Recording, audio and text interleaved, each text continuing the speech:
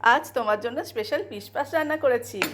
বাবা, নাম শুনেই তো মনে হচ্ছে এটা খেলেই যেন পিস পিস হয়ে যাবো।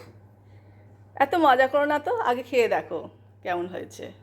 হ্যাঁ, গন্ধ তো দারুণ বেরোচ্ছে। ঠিক যেন মনে হচ্ছে কোনো 5 স্টার হোটেলের খাবার।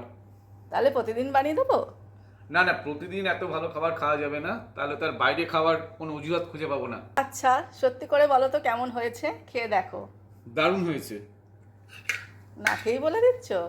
না না, এই তো সত্যি অসাধারণ হয়েছে। তাহলে চলো রেসিপিটা একবার দেখে নেওয়া যাক। পিস পাসের নামটি এসছে ইংরাজি পিস পরিচ শব্দ থেকে। ব্রিটিশ আমলে এটি বাংলায় জনপ্রিয় হয়ে স্থানীয় স্বাদে বদলে যায়। পিস পাস বানানোর জন্য একটি প্রেসার কুকারে বাটার মেল্ট করে গোটা গরম মশলা ও গোটা গোলমরিচ ফোড়ন দিতে হবে। একটু নাড়াচাড়া করেই থেতো করা আদা ও রসুন দিয়ে নাড়াচাড়া করে নিতে হবে। এরপর এর মধ্যে চিকেনের টুকরোগুলো দিয়ে দিতে হবে। একটু নাড়াচাড়া করেই ওপর থেকে পেঁয়াজের কুচি দিয়ে আর একটু সতে করে নিতে হবে। খুব বেশি লাল করে ভাজার দরকার নেই। এরপর ওপর থেকে কাঁচা লঙ্কা চেরা দিয়ে দিতে হবে। এরপর এর ওপর থেকে পছন্দ মতন সবজি দিয়ে দিতে হবে। আমি এখানে যেমন বিনস, গাজর আর পেঁপে দিয়ে দিয়েছিলাম। এর সাথে ফুলকপি বা ব্রোকলি, আলু এসব অ্যাড করা যেতে পারে।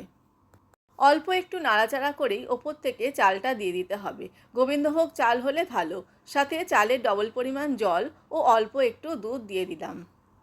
আমি এখানে কিছুটা গ্রিন পিসও অ্যাড করেছি। এরপর এর মধ্যে স্বাদ মতো নুন, অল্প একটু মিষ্টি আর গোলমরিচ দিয়ে দিলাম।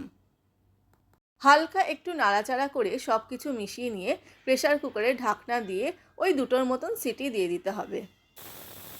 এরপর ওই 10-15 মিনিটের মতন রেস্টিংয়ে রেখে প্রেসার কুকারের ঢাকনা খুলে হালকা হাতে একটু মিশিয়ে নিলাম। এবার সুন্দর করে প্লেটে সার্ভ করে ওপর থেকে একটু বাটার ছড়িয়ে দিলাম। ওপর থেকে বাটার ছড়িয়ে দিলে বাটারের অ্যারোমাটা আরও সুন্দর আসে আর টেস্টও খুব সুস্বাদু হয়।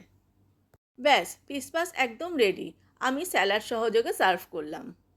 তোমরাও কিন্তু অবশ্যই বাড়িতে ট্রাই করো আর আমাকে কমেন্টে জানিও কেমন হয়েছে।